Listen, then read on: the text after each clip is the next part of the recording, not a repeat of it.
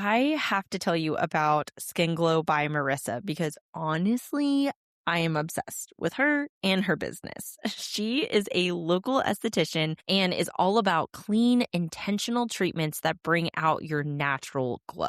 Think of it as your skin and your soul completely intertwined, like your skin being taken care of in the way that it actually deserves. See a full list of treatments and book your appointment at Skin Glow by Marissa using the link in the show notes.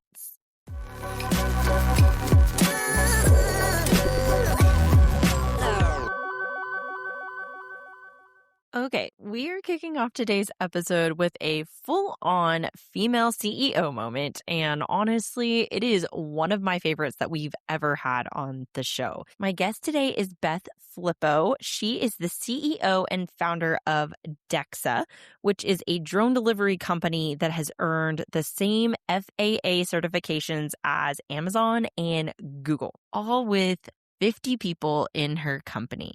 Just let that sink in.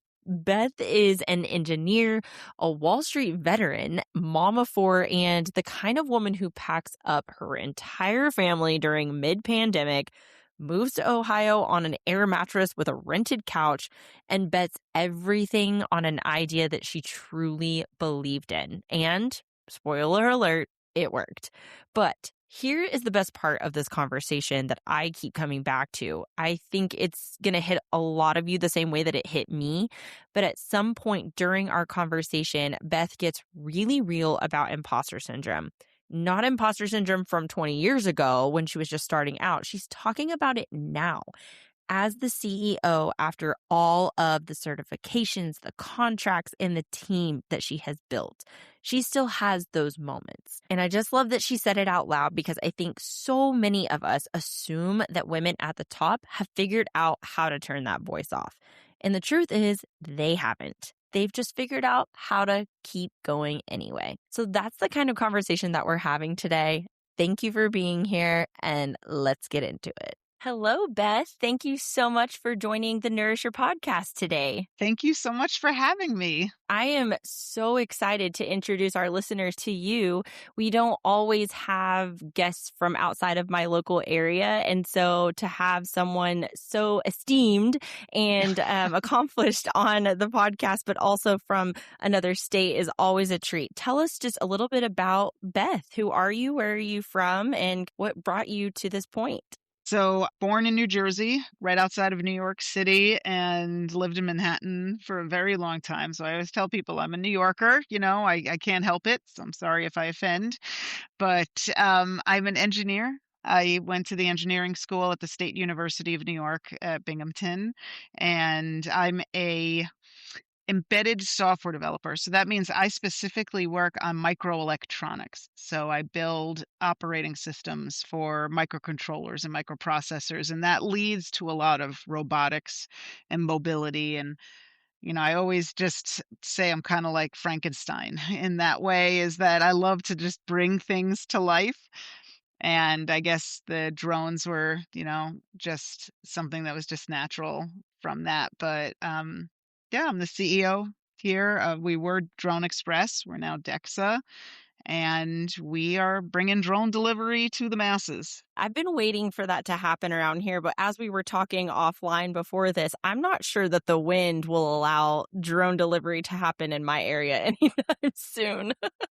The wind is our hardest weather element. We can fly in anything, but what the wind does is it just eats our battery life. It's not that the aircraft has trouble, but just like in manned aviation, if you're fighting a strong headwind, it's going to take longer to go one way across the country than the other, and that's really the issue. But yeah, we're going to be able to fly even in that strong wind as we get more and more power.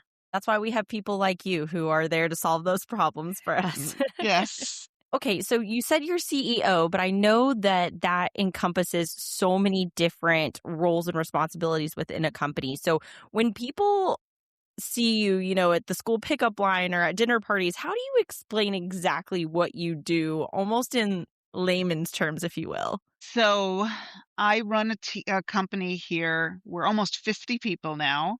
And what I do is I raise money.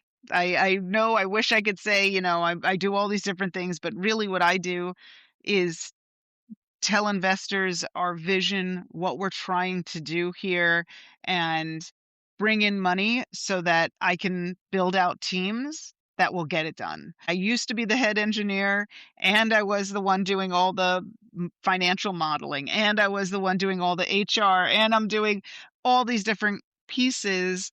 And then I realized, like, if I really focus on, fundraising for the company, I can hire the right people to do all of those jobs. And team building is one of my favorite things to do. I love hiring people from all walks of life. So I always tell people I hire people, not job descriptions. So, I mean, if you happen to be unlucky enough to sit at a hibachi table with me and my family, chances are I'm going to hire you if we just start talking. My husband's like, every time you open your mouth, you're like starting to interview the person you're talking to. He's like, it's crazy. So I really love that part of it. And as long as I can show investors, and our investors are part of the family, they're friends, they are believers. And I love being able to share what's going to be something very valuable financially to a lot of these people. So that's part of the job that I really like. I think that's just natural when you're a people person, right? Whenever you're sitting down at hibachi and you're just like, "Hey, how are you?" And I don't want to sit Yeah. next to a stranger and not get to know them at all. And then you start talking about what you're passionate about, and sometimes that sparks a connection. So I love that. Yeah, my company is kinda used to it too. Like, I'll come back from a trip or somewhere, because I travel a lot for this job, to go where investors are, and I'll just come back with, like, a phone number and a name, and I'm like, "I sat next to this guy on the plane. We're gonna hire him." And they're like, "Okay." But what's great is that we are a little family here. Most of my employees, we have very little turnover. Most have been here 4 or 5 years already with this journey. So they kind of see it as funny, but they know if I like this person's probably awesome. So they all go along with it. So No, I love that so much. Okay, well, you told us a little bit about your background and your educational background. So, can you take us even further into the past, really, and just tell us kind of who you were before any of this started? What was your world like growing up, and how you transitioned or kind of started on this path to where you are today? so it's a great question. I actually call myself an accidental engineer. I was raised in between two brothers, and my father's an engineer. My mom should be an engineer, but she became a math teacher because that's, what only thing women were allowed to do when they were good at math back in the day. But I didn't really like engineering. I loved working on cars. My first car was a 1985 Camaro that I got that was 10 years old. And if I didn't learn how to work on cars, that car was not going to go. So that was the closest that I got to like really liking things that move. But in the high school, we were allowed an elective, and it was creative writing your senior year, creative writing or computer programming. I chose creative writing because I didn't think I was going to like programming. And apparently, no girls chose to do the programming class. And that programming class was taught by a male teacher who had four daughters. And he said, I am not teaching this class without female representation. He was pretty progressive, like thinking that way. So the school said, well, we can't force anybody to take programming. He says, well, give me the list of girls that excel at math, and I'll go convince them to take programming. So I loved math. So he came to me and he says, we're going to have a lot of girls in there. It's going to be great. I'm telling you're going to love it. So I was like, all right, fine, I'll do it. I never, wanted to say no because he was trying so hard. And I show up day one. I am the only girl that he convinced to take this programming class. I'm with all these boys who had been programming since they were like kids, playing with computers. But I had brothers, so I was like, I'm not going to let these guys, ever think they're better than me. And I just fell in love with it. I just fell in love with programming. I fell in love with being able to tell a computer what to do and have it actually do that, complete it. It was just like this, finally, like I'd uncovered what my passion, what my purpose was. And he said to me, Beth, you should go to engineering school. And I was like, "Are you nuts? I'm not going to engineer." Because I happened to like one class.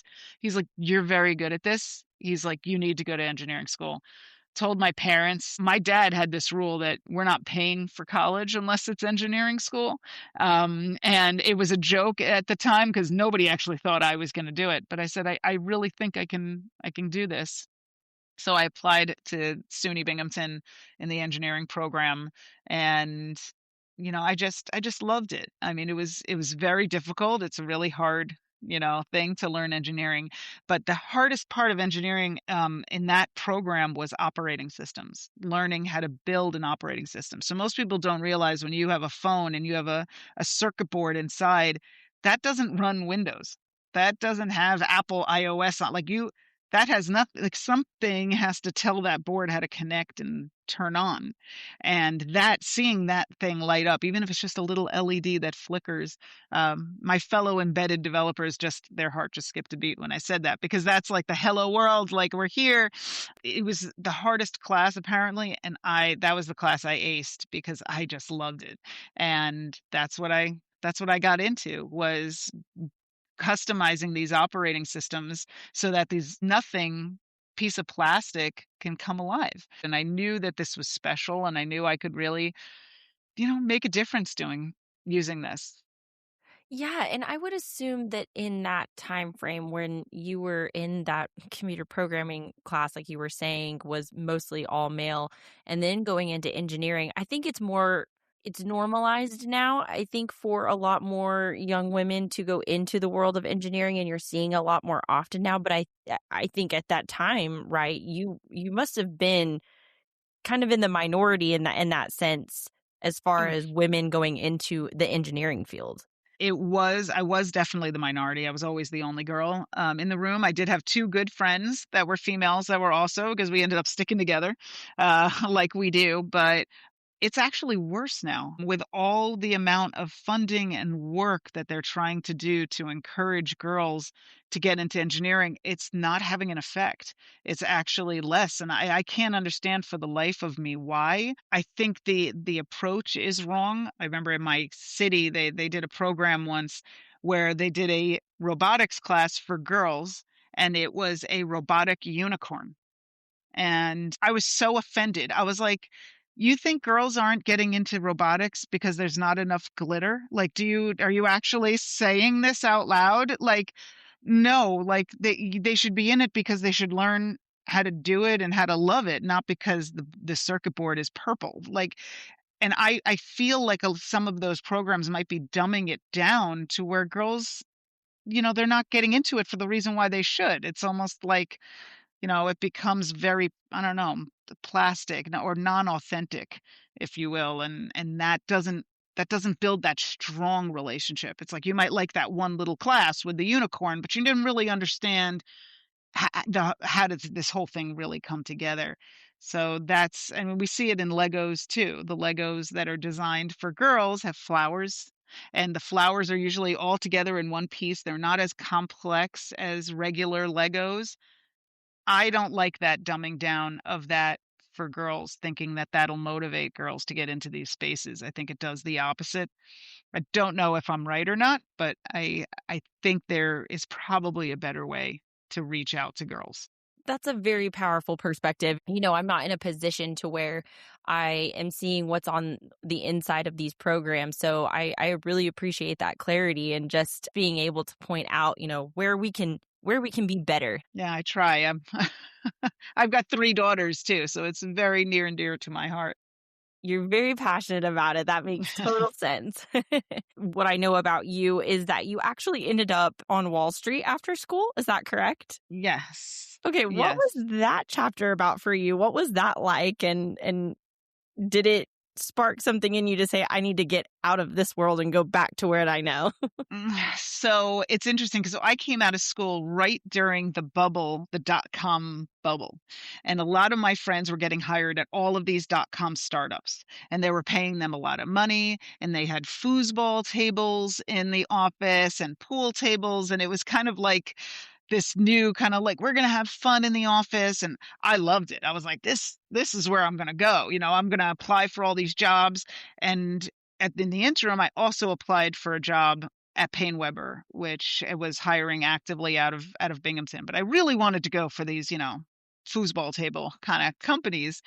And I got the job at Payne Weber, and most of the people in Payne Weber were in New Jersey, and they picked me and one other person for New York. And that was a really big compliment to work actually on the trading floor in capital markets, in trade in understanding how to use trading and technology together. So it was a really big win. It was probably one of the first big wins in my life. And, you bring it home to your parents like you do. And I said, but I really want to go and do the fun stuff. My dad said, Payne Weber's been around 100 years. You are going to go work for Payne Weber. So I was like, oh, okay, guess I'm going to go work for Payne Weber. And it was a good, at the time, it was the smarter move, because we all know the dot-com thing burst not a year later.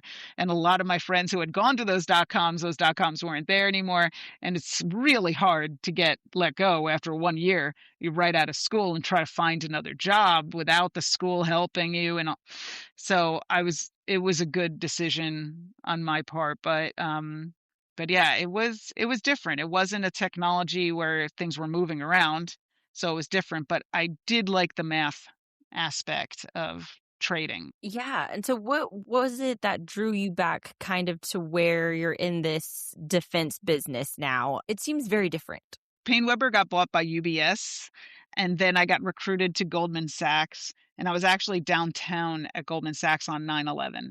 So I'm not going to get into, what it was like to be, a block away, but it changed who I am, and especially being a New Yorker. That was my backyard.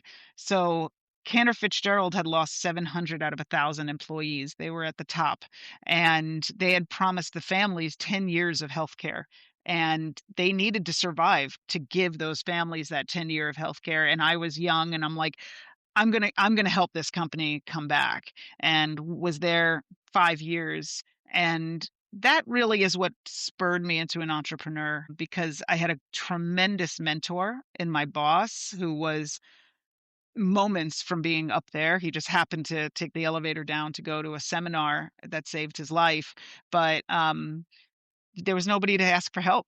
So you really had to learn to do it all yourself in every department. And I just knew, I was like, I can do a lot more than just working for a company. I think I could actually run a company. I've learned a lot.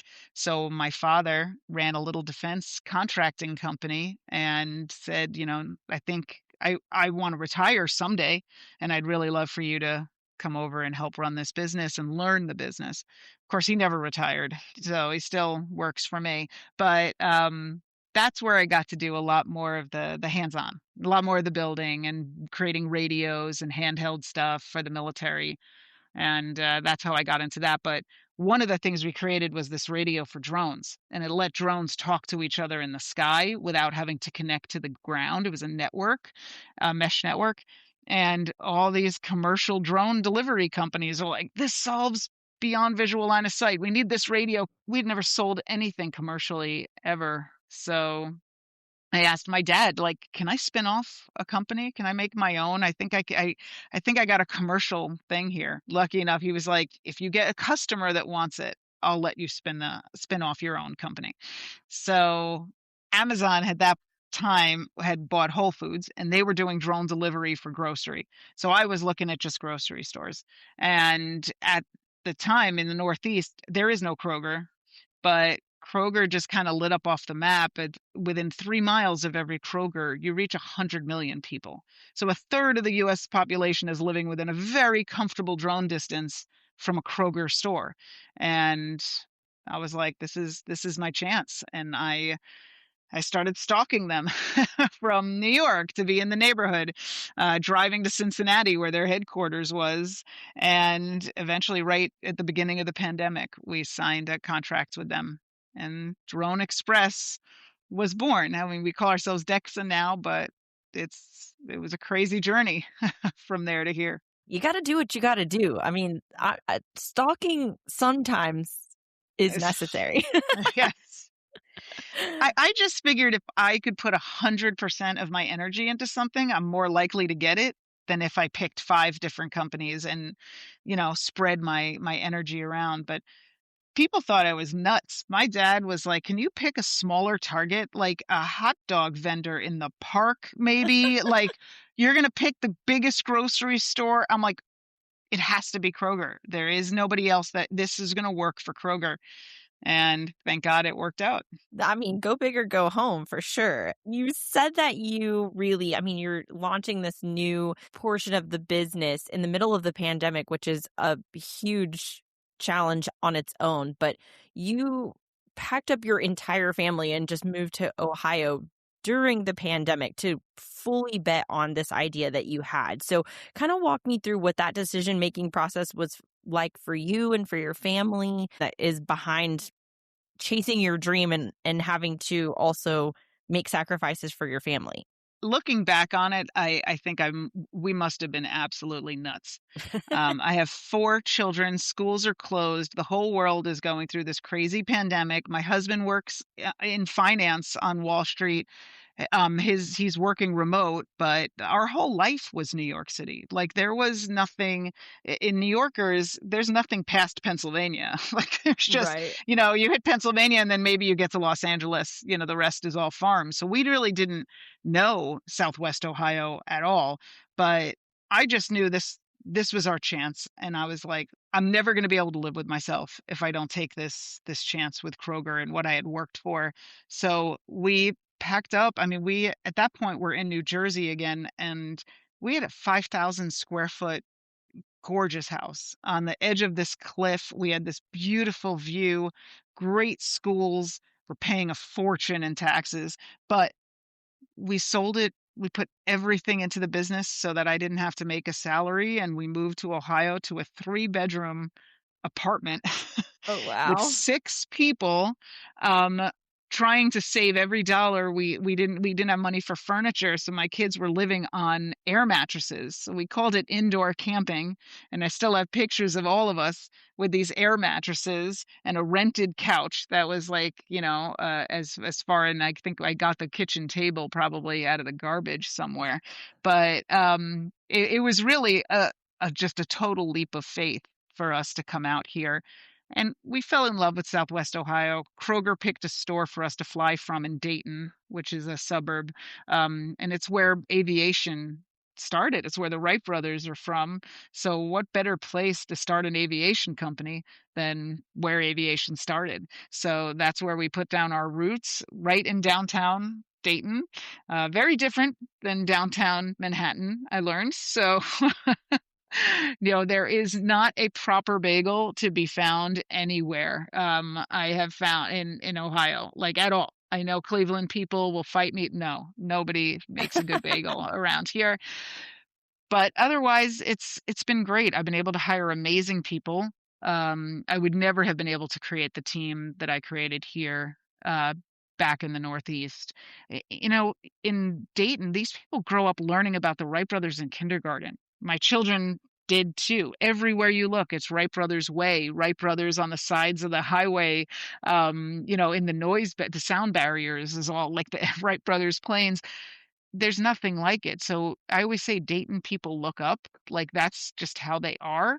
And it's been tremendous. I've really been able to find those people who love aviation, and a lot of them might not have the formal education, but that desire to learn is unparalleled. So it was a good choice, but it was nuts. It was crazy. You were the second guest that I've had. I had a guest on from New Jersey, and she talks about the bagel difference. And I have got to learn this. But at some point, I'm going to sit down with all of my Northeast guests and friends and just be like, all right, give me the down low. What is the best thing about a bagel in New Jersey? And I always tell you, if a bagel is going to be good if it looks awful. If it Oh, looks perfect with a hole in the middle, it's not a good bagel. If it's a smushed up thing and you can't see the hole, you're on the right track. Like that's probably going to be a good bagel. But you can smell them from a mile away. Like good okay. bagels are life, and they don't have diners here either. Oh, don't get me started. How can you not have diners? So yeah. Okay, well, I'll have to start looking for my bagels in that way now. So thank you for that little tidbit. Did you ever have a moment where, you said your family is doing this indoor camping thing? It's a huge adjustment, obviously, from, Manhattan to Ohio. Was there ever a moment for you personally, maybe you didn't even verbalize it out loud, where you thought this might not work? I mean, it's very real, imposter syndrome with CEOs, you second guess yourself all the time. And here I had pulled my kids out of school. I took them away from everything they know, their family, their friends, their grandparents. My husband, he was working remote, but if they ever decided to call them all back, I mean, he could lose his job too. So there was a lot of pressure on us to make this right, but I just had this I've always had this feeling that, like, of why not me? Like, I why can't I be successful? Why wouldn't I get Kroger? Like, so many people, especially, unfortunately, women, we put stumbling blocks in front of ourselves. Like, we don't even wait for somebody else to do it. We tell ourselves a million reasons why we're not ready and why we're not the person, and we should have this, or we should have worked at this job, or we can't raise money because we don't live in Silicon Valley. Like, we're our own worst enemy, and I just have always tried to, like, squash those voices and say, I'm going to be successful. And even when the thoughts crept in at night, I was like, we're going to be this is going to work. And it's been 5 years of a lot of up and down, but I just I'm a positive person. I have this expression that I love of look on the bright side, because I feel like that acknowledges the dark side. It's not like I'm just one of those happy people that's like, "Oh, it's great. Everything's always great." It's like, no, you have to look on the bright side. There is a dark side. You absolutely can live there. But every time you choose the bright side, I feel you get a little bit stronger. Like, that's a choice. Like, you're making a choice, and that's a little win if you're able to choose the bright side. So for me, that's just what I would think of every time those thoughts would creep in. Like, this is all gonna, you have all these employees, their lives are on you. Their kids, their wives. Like, you're gonna let them all down. It's like, look on the bright side. What if it works out? What if they all become wealthy from this? What if we all learn together from this? And somehow I just am able to. It worked for me. Ugh, I love that. And I love that you're coming to us with a CEO perspective, because so many of us as women, I think, we deal with imposter syndrome at several different levels of where we are, but you often just assume that people at the top don't have that and that they, have always thought they're going to be successful and that they are doing a great job. But I love that you also, I don't love that for you, but you know what I mean? I love Yeah. that it's very relatable. Yeah. I don't want to keep anything a secret. I want everybody to know how hard this is, how hard I work. If my team is here at 2 in the morning working, I'm right here with them. I even, have my whole office is pink, because I don't want to hide the fact that I'm a female that got here. I'm a female in technology and aviation, which are the two hardest possible places for females. And I'm not a pilot. So all of my pilots are real, aviators. They're real in manned aviation. They fly. So you have to get their respect too. This is really hard. So when I finally got this corner office, yeah, I'm going to coat it in pink, because I don't need to hide who I am, how hard it was to get here. I love mentoring other women to be like, don't be afraid to tell people, you ask for help. Women don't like to ask for help. They always are afraid. They feel they have to put on a perfect persona. And being honest and being out there and telling people how hard this was and how I had to teach myself not to cry. Like, I hope that resonates with somebody, that somebody takes it away and is like, okay, I hear that. I feel the same way. And I'm just a little bit behind her. And, so that's why I never keep it a secret how hard this has been and what this meant. And you got kids, that you aren't around all the time, that also have that guilt that you've got to squash hard. So, yeah, it never ends for us ladies. We never, my mom had a warm meal on the table, and she worked, and there was a warm meal every night. My kids do not have a home cooked meal every night. at all. We are grabbing whatever we can to survive. But hearing that they Google the company when they're on the bus and show their friends and talk about drones, and I feel like that's an experience that other people don't have. So maybe they'll be all right. Absolutely. Well, and then speaking of, you've said you're often the only woman in the room. So I'm sure there have been several moments in your career where you were overlooked or underestimated. Is there any kind of real life example of that scenario that you can give to us? What did that feel like, and what did you do to kind of overcome that and either stick it to them, but also reassure yourself? It still happens to this day. Like, I still get on phone calls with a bunch of, I'll have my CFO on, who's a man. I'll have, my chief growth officer, who's a guy, and we'll be pitching to somebody, and the person will say, you know what, I got technical questions, so maybe I'll talk to Brandon offline about that. Or I'd really love to talk to about the money stuff, Beth. Who do I talk to? Is that Eduardo? Like, and my team, my guys, like, have watched this, so it's actually a learning experience for them because they've never seen it firsthand.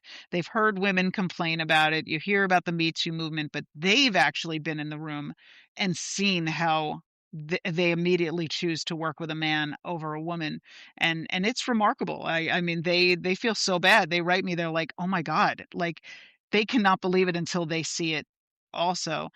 But I just view it as, I'm not here to change the world. I'm here to make DEXA successful, make my employees successful. If they'd rather feel more comfortable talking to a guy, you know, I don't feel like I need to jump in and teach anybody a lesson. But I mean, the questions I get, like, you know, who do I talk to that's technical? I've heard that a lot. I even had somebody ask me once, does your husband work there? And I'm like, the only way I could be successful is obviously if my husband was doing the accounting and the books and Right. and all this stuff.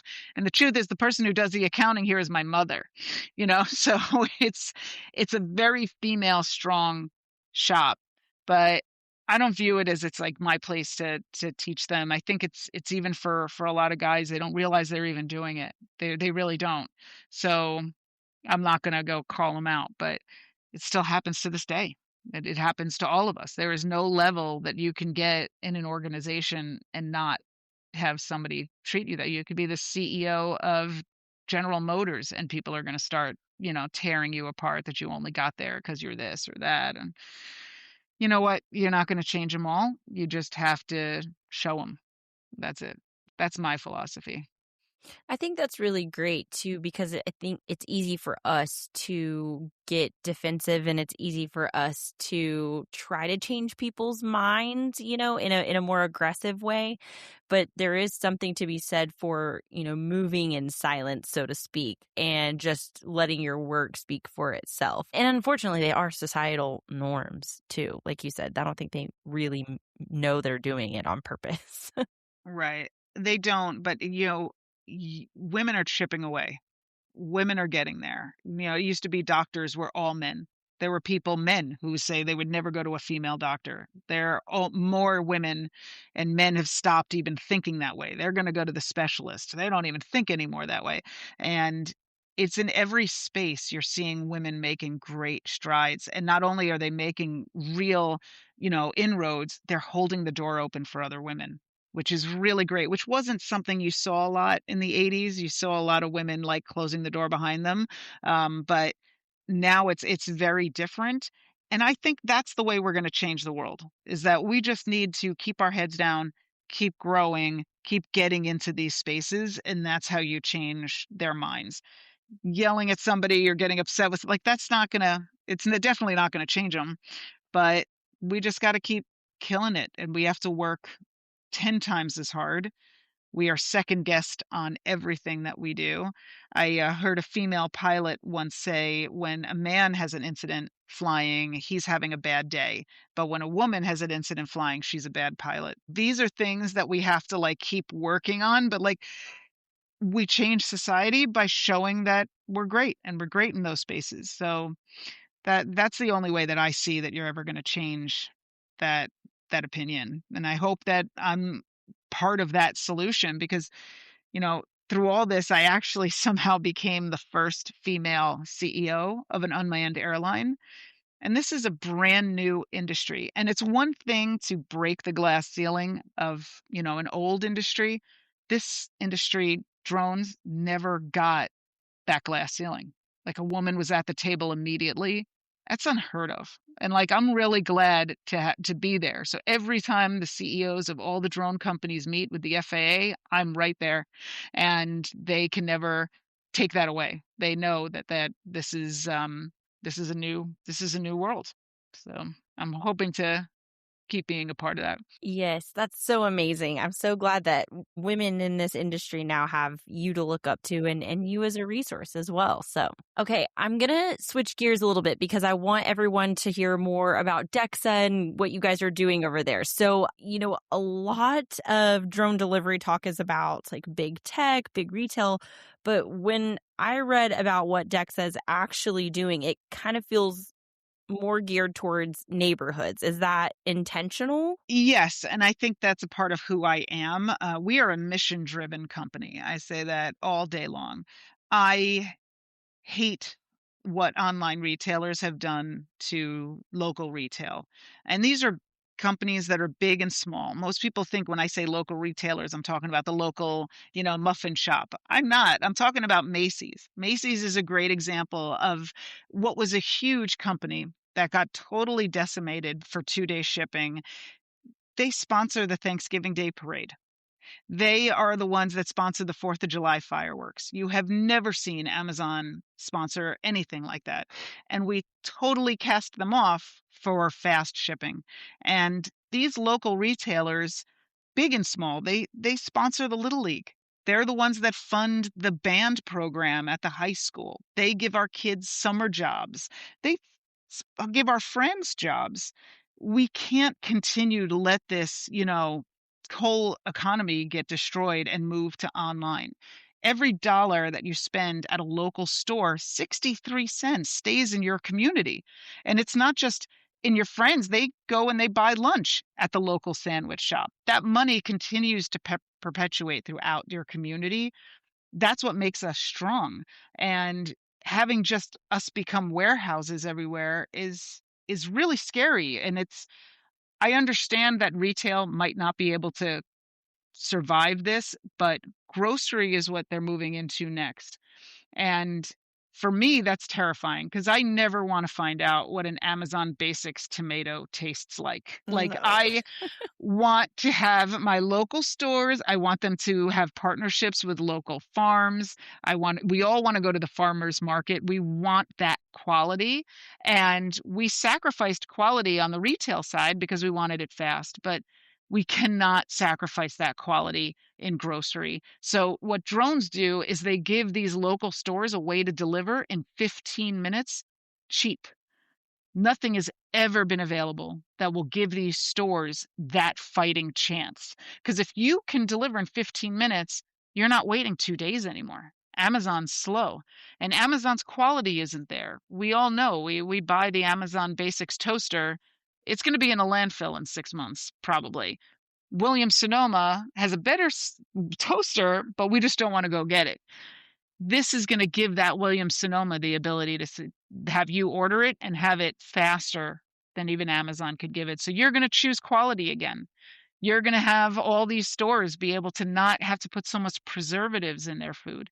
You're going to be able to buy bread that was baked that morning. It doesn't have to sit on a shelf for a week because you have to buy it on Sunday and hope you've got it for the whole week.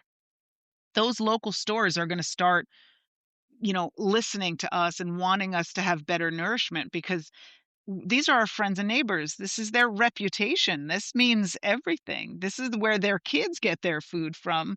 I'd rather shop at that store than a warehouse of a grocery store that just happens to start delivering quickly. So that's really our mission. Our mission is to start giving Main Street a fighting chance. And I think that they are going to really grab that ring. They are absolutely going to run with that baton. We're going to see American ingenuity, like all these different stores pop up. I talk about grated cheese. When we go to a restaurant, they grate it right in front of you because it's better. It's Right. better every day. Our grandmothers did not buy bagged grated cheese. So wouldn't it be great if these stores, when you're making dinner at night, that you can just order a pound of freshly grated mozzarella cheese and it's at your house in 15 minutes for dinner? Like, that's awesome because the bag has all these chemicals in it to keep it from clumping together and it's just not as fresh. Those kinds of things, I think you're going to see a lot of little stores popping up, the people that used to exist, and they still do in Europe, where you have a fishmonger, you have the cheese shop, you have the experts in these foods. And if you give them the ability not only to deliver fast, but also accept walk-ins, which is these online retailers can never compete with, it's a perfect storm. You're going to see our communities just finally get revitalized and give back to us what we give to them. So, do I buy Amazon stuff? Yes, I buy Amazon stuff because I'm just like everybody else. I do need the convenience. I have 4 children, the full-time job. I get it. But I am really looking forward to the time when I can support a local business that's making something and not have to sacrifice quality, but get it as faster than Amazon.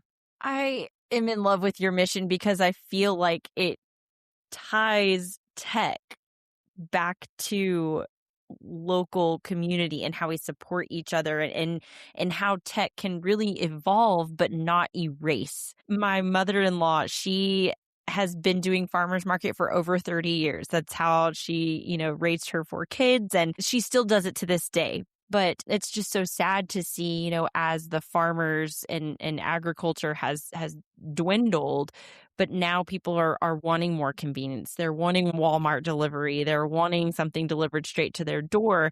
But we also do have a desire to support these local farmers and this fresh produce, because I know sometimes I get stuff from the grocery store and I'm like, it's not great. Hmm. And who knows Imagine how great it's going to be online. When Right. Yes, yeah, exactly. And I don't trust everyone to pick out my plums appropriately. right. But yeah, I love that because there's a lot of fear right now with how technology is evolving and the way that it is taking away from our community and our relationships and supporting our local economy. And so I really, really, really appreciate just what you do and the mission behind why you're doing it. Yeah, I always say this is a technology that's going to bring us back together because most technology, pulls us apart. When you're able to do Zoom calls, you don't go and see anybody anymore. When you're able to use a cell phone, you don't go and have to have a meeting, and go and talk to somebody face to face. Like, all of these technologies have really pulled us apart. Even air conditioning stopped kids from going outside like we used to. So, I'm really excited that this is finally something that's going to help us make us better as a society. Because if there are no stores, like, I can't even imagine that. Like, it actually, like, this is a core of like who I am. I really don't want to imagine that ever happening. So if I can be a part of bringing this, and the fact that it's eco-friendly, I mean, awesome. Now I'm even taking trucks off the road to make it healthier for our kids, so they can play in the street again without, having the truck coming down, the Amazon car coming down the road all the time. So that's why we are really excited for this, not just as a way to make money. This is going to benefit all of us. Absolutely. Is there something throughout your journey that you are most proud of? I honestly think the thing that I'm most proud of is that I never quit. There were times that it would have been so easy to be like, this is just never going to happen because you can't earn money flying cargo until you're an airline. You're not allowed to earn any revenue. So you have to live off investor money, and there's no guarantee that you're going to get certified. You can, still never make it. And there were times, it would have been very easy to be like, I'm just going to go get another job. And I just I just kept going. I mean, I tell that to every female founder when I speak to them, or any founder, just keep going. Like, you never know what's going to happen. And I just watched Castaway again for the first time in many years. And he said, he's just as long as he stayed alive, the tide would come in and you never knew what the tide would bring. And they eventually brought something that saved him. And that's how I felt every day.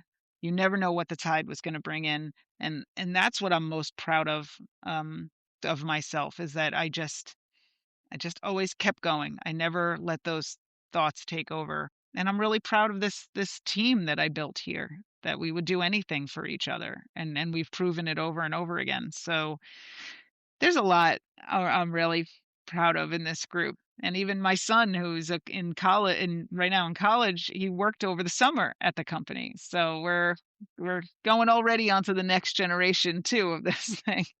Yeah, that was gonna be another one of my questions was, what are you hoping that your kids take away from this? Do they have a desire to be in the family business? I feel like with such a strong mission, it's kind of hard not to buy into that and be dedicated to it for life. But I also know what it's like to be a teenager and want to make your own way sometimes.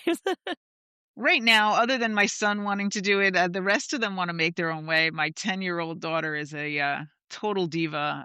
She's going to work at some makeup company for sure, even though she says she wants to be a dermatologist. But I think for them, I don't think I could have taught them better than having a mom that works and seeing how I work.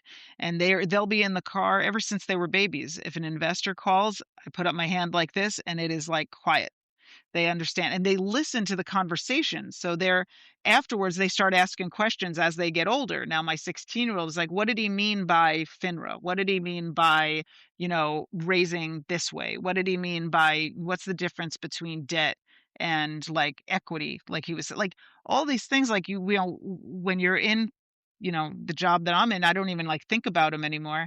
But this is like it's like a noise in their life that is helping them think better. So I think I did right by them. I don't think the guilt doesn't get to me. I definitely think I served as a good role model for them. And I never had a minivan. That's one of the things I'm most proud of, is I never actually did that. It's been a long ride, but I'm really proud of what we've done, and I can't wait for the movie to come out. It will be a comedy for sure, of what it took to get here. Yeah, I'm excited for everyone to kind of get to know more and follow along with the progress and the developments that are along the way. So we'll definitely, share as much information as we can about DEXA, just so that you can have more support, hopefully from all over. Yeah, I just tell people, just lean into it. Try to embrace technology. Be the person that says yes.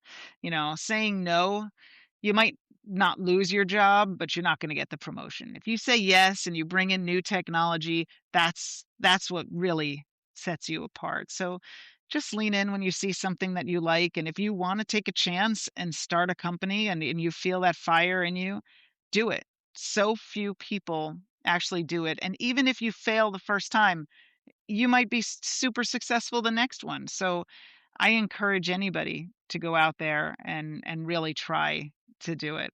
And if you see one of our drones flying by, I always say, just wave to the sky as we fly by. Like that's enough for us, because we need the encouragement. Yeah, absolutely. Okay, so I have two questions that I ask all of my guests to close out. First question is, what is one thing that most people may not know about you? I think the one story that just comes to mind that I don't tell a lot to people is when I started fundraising, I was a crier. I like a lot of other people, like my mom, I get that from my mom. And you going pitching over and over and over again, and they're tearing you apart, and you don't understand. Like they're just trying to understand you, but you're taking it all to heart. You're crying. And I actually had to make an effort to train myself to not cry, and I really don't anymore. And it's just something like people don't realize. People think I was born like not so emotional, and it's absolutely not the truth. I was the person who would cry at commercials, love rom-coms, always like, having that good heartfelt cry. But in this business, you just can't let it happen. You really, as I always say, it's like a little bit lonely, but you can't let that, let yourself totally get emotional. And I think that's something people just think was, I'm just born that way, but none of us are. We all have to learn through our experiences how to handle it. Well, and I'm sure it's just like, okay, that one was a no. I'm moving on to the next one because you've got a job to do and you've got a project to fund. So, That the quick no's are actually the best thing.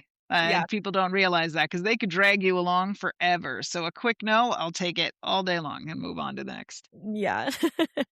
Okay. Second question is, who are 3 women who inspire you?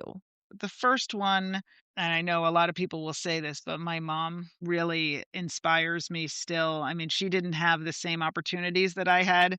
She should have been an engineer. She could have really done incredible things. And she does. I mean, she worked with my dad in the business, but she is the one that taught me that I have my own voice, that I can fight among those boys, but still keep the feminine side, which I think was really important. So she definitely is one. I'm trying to think of like there's so many women that have been successful in engineering, but Hedy Lamarr is one that comes to mind because she was actually the inventor of Wi-Fi, and a lot of people don't realize that. They just think she was just an actress, but she really helped out during wartime, which was amazing. And on the pop culture side, it would probably be Dolly Parton, because she gives back so much. She is such an inspiration. She hasn't had any children of her own, and she does these libraries because she grew up so poor that she understands, like, you don't have books to read. And she really has combated a lot of that by, providing this whole library for kids to always be able to have books to learn and read. And people like that don't, you have a lot of money, she doesn't have to be that way. She could be spending all that money on herself. We all watch, Desperate Housewives and what women with a lot of money can do. You don't have to do the right thing and do the good thing, and she did. So she's always been an inspiration too. That's a great list. I feel like you said, a lot of people do say their mom, but I feel like it just speaks to the power that we have as women in being role models for each other and just every day, the little things like you said with your kids, observing your phone calls with investors. And it's just small things that make us who we are. And our moms are often a large part of that, or hopefully we're fortunate enough to have a mom that is a large part of that. Yeah. Absolutely. I hope I'm that mom to my girls too, and I teach them also to, be proud of the fact that you're female, and don't think that, you have to become a man to compete in men's world. And that's why I think the pink office is so important to me too, because a man never thinks for a minute what his office should look like, about whether, people are going to like it or not. They're going to do it however they want to do it.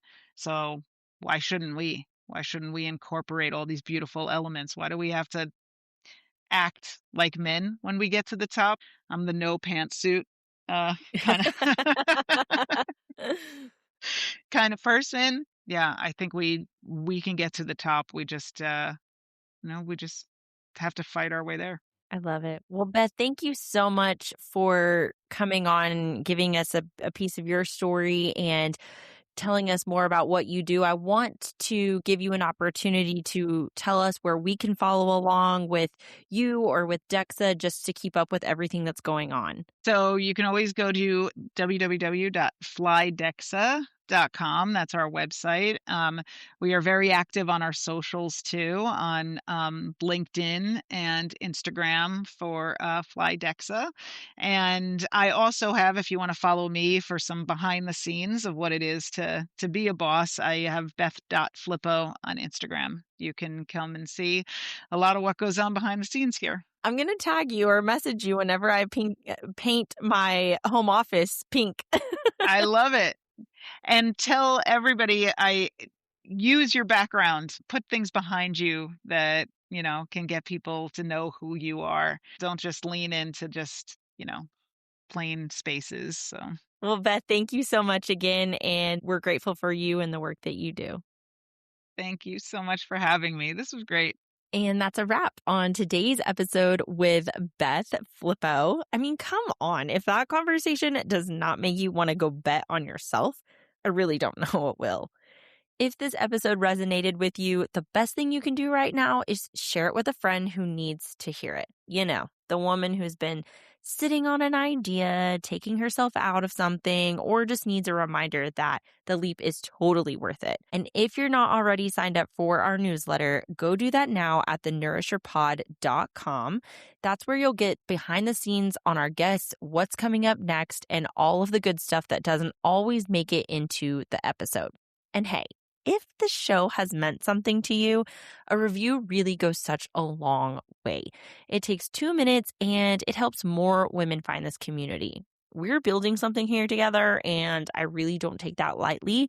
So I just want to share it with as many ladies as possible.